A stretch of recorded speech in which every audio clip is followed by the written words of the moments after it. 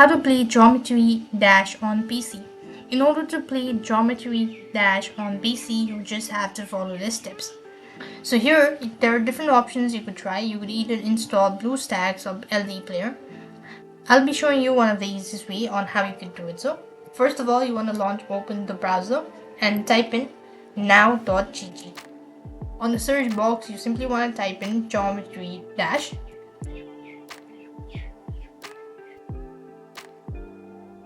When you locate it, so click the open button. Now then, you could go ahead and play the game without installing the app.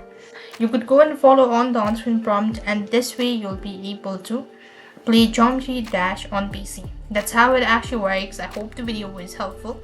Make sure to like, share and subscribe. Thank you for watching. See you in the next video.